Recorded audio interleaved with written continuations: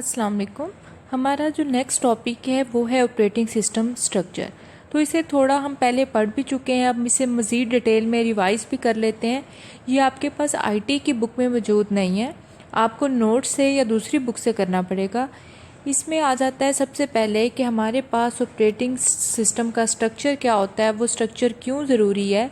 तो हमने जैसे बात की कि ऑपरेटिंग सिस्टम जो है वो एक बहुत बड़ा और कम्प्लेक्स एप्लीकेशन है जो तमाम हार्डवेयर को मैनेज कर रही है, तमाम यूज़र के जो एप्लीकेशंस हैं उनको मैनेज कर रही है। तो ऐसा सिस्टम जो है वो लार्ज भी होगा और कम्प्लेक्स भी होगा। तो इस तरह के कॉम्प्लेक्स सिस्टम के लिए ज़रूरी है कि उसे सही तरह से इंजीनियर किया जाए, इस तरह से वो बनाया जाए कि अगर उसमें कोई मॉडिफिकेशन करनी हो, कोई चेंजेस करनी हो तो आसानी से की जा सकें। इसलिए ये उसका कोई स्ट्रक्चर होना, कोई अरेंजमेंट होना ज़रूरी है। इसमें यही चीज़ आ जाती है, system as large and complex as a modern operating system must be engineered carefully if it is to function properly and be modified easily. A common approach is to partition the task into small components or modules rather than have one single system. तो क्योंकि हमने पहले बात कर दी कि ये large system है, तो इसको एक अप्रोच क्या है कि इसको छोटे छोटे टास्क में या छोटे छोटे कंपोनेंट्स में कन्वर्ट कर लिया जाता है और फिर या उनको हम क्या कह रहे होते हैं, मॉड्यूल्स, और ताकि हमारे पास जो सारा बड़ा कॉम्प्लेक्स सिस्टम है वो उसे बनाना, उसे मॉडिफाई करना आसान हो जाए। क्योंकि अब उसमें क्या हो, छोटे छोटे मॉड्यूल्स हो जिनसे बन के वो सारा सिस्टम बनाओ। तो अगर हमने किसी एक में मॉडिफाई करना है या चेंजेस करनी है तो हम आसानी से कर सकें। You may use a similar approach when you structure your program. Rather than placing all of your code in the main function, you instead separate logic into a number of functions, clearly articulate parameters and return values, and then call those functions from main. तो programming करते हुए जैसे हम concept करते हैं कि हमारे पास जो मेन फंक्शन होता है उसमें सारे का सारा कोड नहीं रखते, बल्कि उसमें हम क्या कर रहे होते हैं, फंक्शंस को कॉल कर रहे होते हैं। इसके अलावा हमने फंक्शंस बना दिए हुए होते हैं जिनको यहाँ पे कॉल कर रहे होते हैं, उनकी फंक्शनैलिटी यूज़ कर रहे होते हैं। तो इससे क्या होता है कि हमारे पास जो एक बड़ा टास्क है उसे छोटे टास्क में डिवाइड करके हम उसको आसान भी कर देते हैं। इसके अलावा ये भी फ़ायदा होता है कि अब हमारे पास मुख्तलिफ लोग जो हैं वो इकट्ठा मिलके एक सिस्टम को बना सकते हैं। तो ये तकरीबन उसी कंसेप्ट से ऑपरेटिंग सिस्टम को भी क्या किया जा रहा होता है, डिफरेंट मॉड्यूल्स में या डिफरेंट कंपोनेंट्स में कन्वर्ट किया जाता है।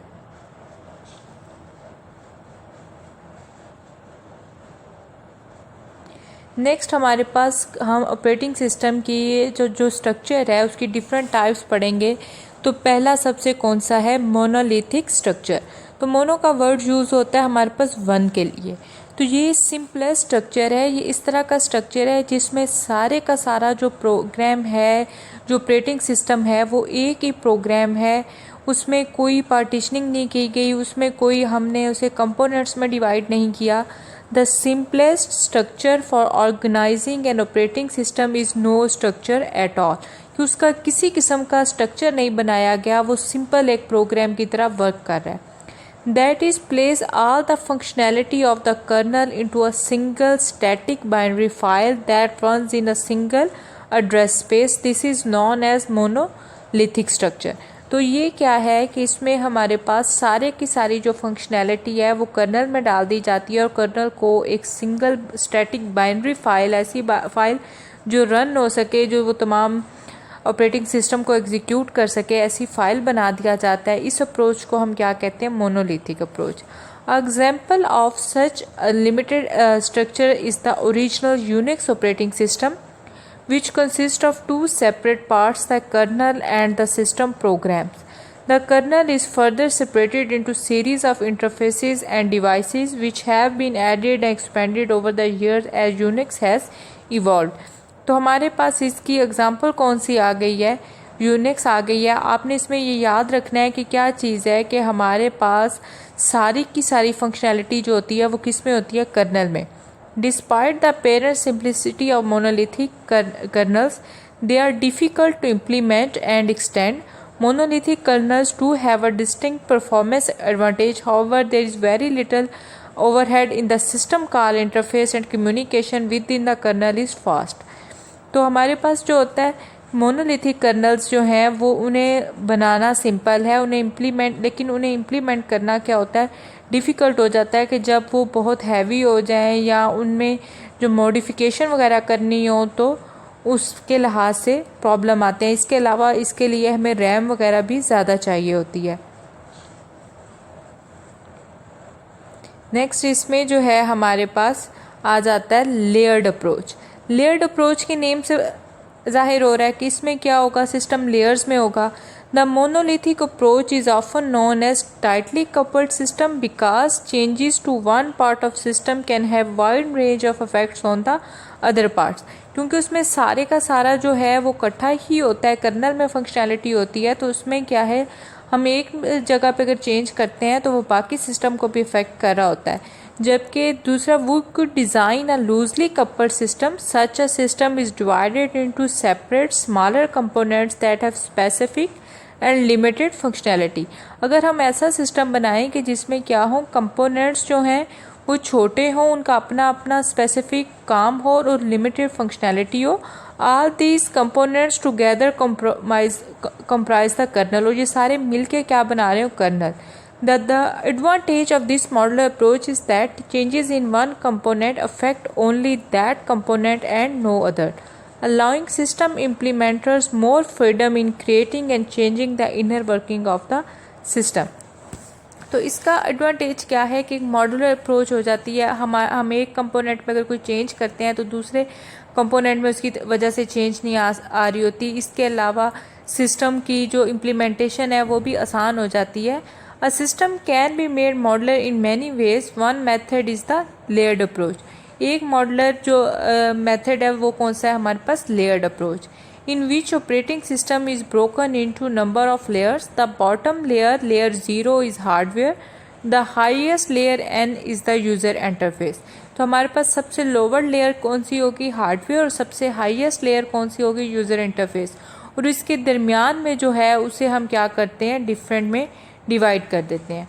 नेक्स्ट है N operating system layer is an implementation of abstract object made up of data and the operations that can manipulate that data. तो जो ऑपरेटिंग सिस्टम की लेयर है वो क्या चीज़ है कि जिसमें कोई एक डाटा है और उस डाटा पे परफॉर्म होने वाले सारे ऑपरेशंस हैं। A typical operating system layer से layer M consist of data structure and a set of functions that can be invoked by the higher level layers. Layer M in return can invoke operations on the lower level layers. तो इसमें क्या होता है कि जो हमारे पास कोई भी लेयर M है तो वो क्या कर सकती है, अपने से लोअर लेवल की जो लेयर्स हैं उनके ऑपरेशंस को यूज़ कर सकती है। इसी तरह से जो लेयर M से ऊपर की लेयर्स हैं वो लेयर M के ऑपरेशंस को कर सकेंगी, यूज़ कर सकेंगी। नेक्स्ट क्या आ जाता है, the main advantage of layer approach is the simplicity of construction and debugging, कि हमारे लिए सिस्टम को बनाना भी और उससे एरर रिमूव करना, डीबग करना आसान हो जाता है। The layers are selected so that each uses functions और ऑपरेशंस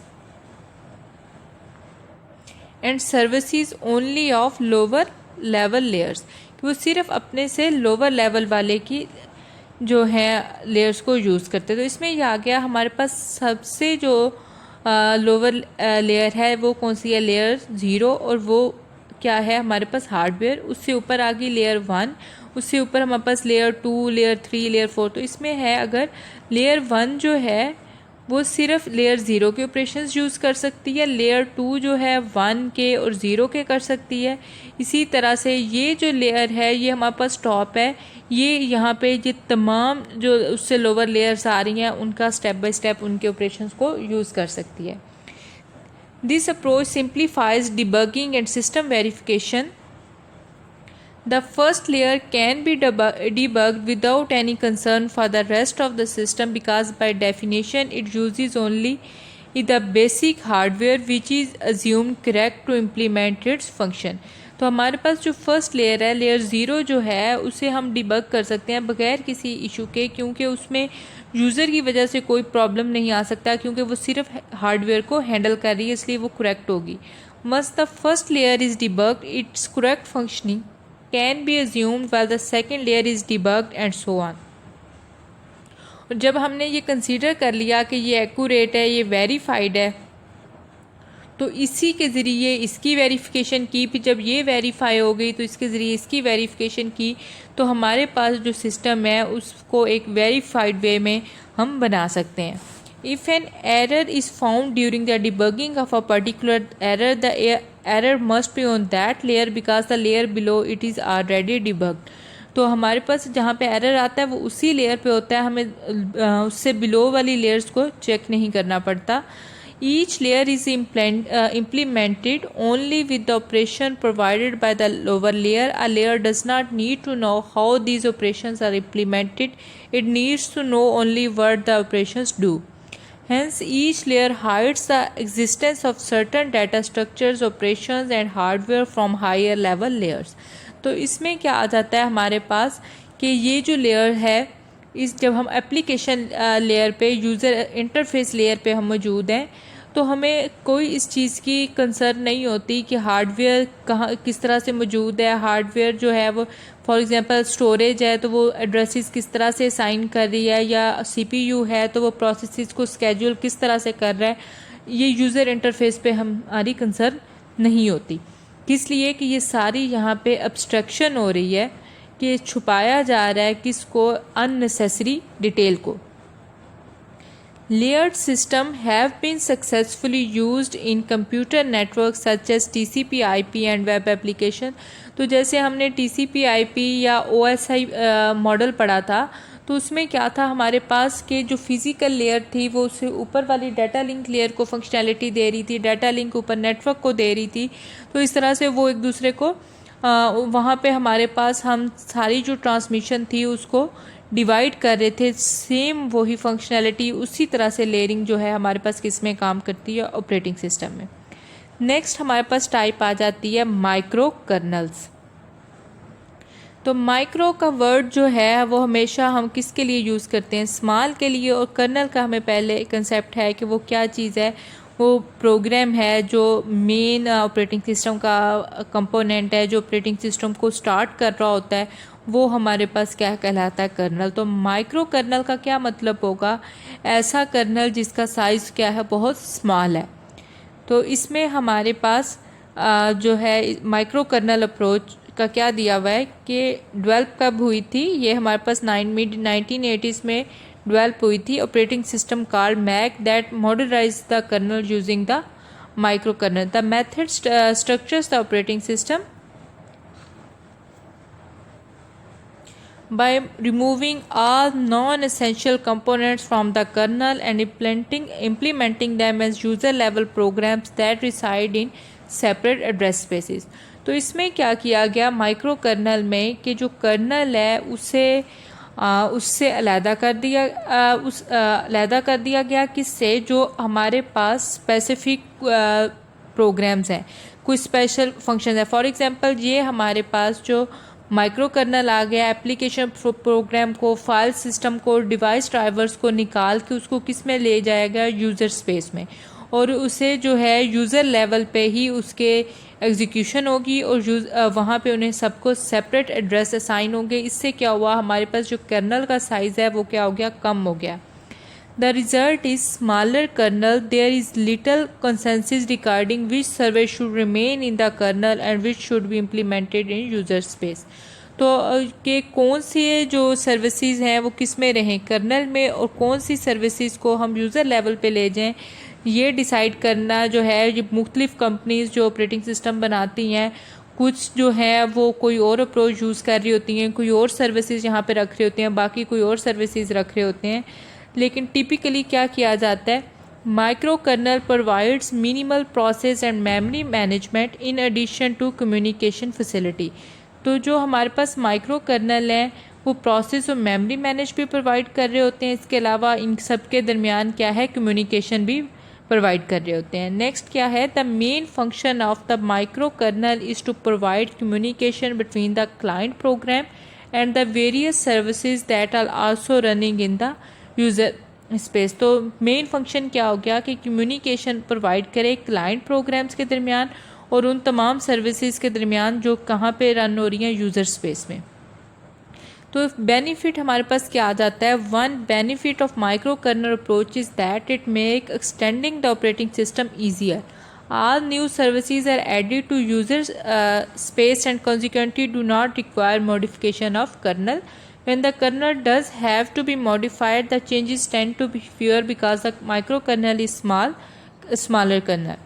तो इसमें क्या चीज़ है हमारे पास कि अगर हमने नई फंक्शनैलिटी उस ऑपरेटिंग सिस्टम में ऐड करनी है तो हमें जस्ट क्या है सर्विसेज यूज़र लेवल पे ऐड करनी पड़ेंगी। अगर यहाँ पे आके हमें कोई मॉडिफिकेशन करनी भी पड़ती है तो वो भी आसान होती है क्योंकि इसका साइज़ क्या है, कम है, कम जगह पे मॉडिफिकेशन करनी पड़ेगी, कम उसकी क्या होगी, कम्प्लेक्सिटी होगी।